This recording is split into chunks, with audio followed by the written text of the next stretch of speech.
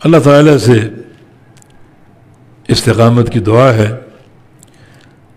حقیقت یہ ہے کہ آج بڑی پریشانی، یعنی بات کرنا بھی مشکل ہو رہی ہے۔ آج ایک بڑے صدمے میں ہیں ہماری جماعت کے عظیم عالم، جن کی تصویر اس وقت میری ٹیبل پہ رکھی ہوئی ہے، حافظ عبدالسلام بھٹوی رحمہ اللہ انتقال فرما گئے۔ بہت بڑے محدث تھے، بہت بڑے مفسر تھے، بہت بڑے عالم تھے اور بڑے مخلص تھے، یعنی دعوت حق کے لیے، اور بڑا ان کا ایک تلامذہ کا حلقہ اور ایک وسیع تعداد ان کے لیے صدقہ جاریہ، بہت سی کتب کے مؤلف۔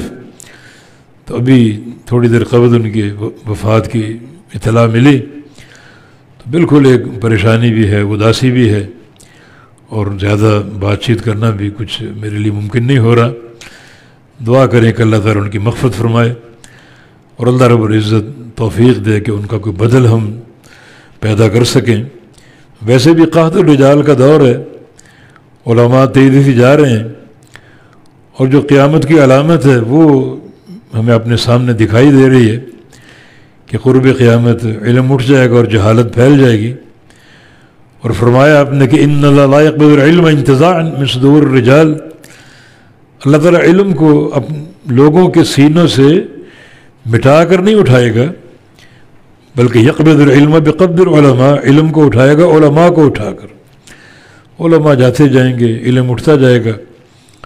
علم کی بقا علماء کے ساتھ ہے، یہ بقا نہ آپ کی موبائل کی اسکرین پر، نہ آپ کے کسی کمپیوٹر پر، نہ لائبریریوں میں۔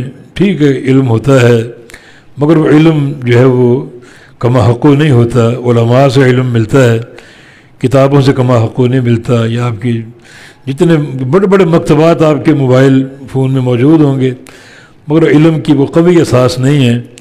اللہ تعالیٰ ہم پر رحم فرمائے، اللہ ہمارے علماء کی حفاظت فرمائے، اور اللہ تعالیٰ علم نافع اور عمل صالح کی توفیق عطا فرما دے۔ وآخر دعوانا الحمد للہ رب العالمین۔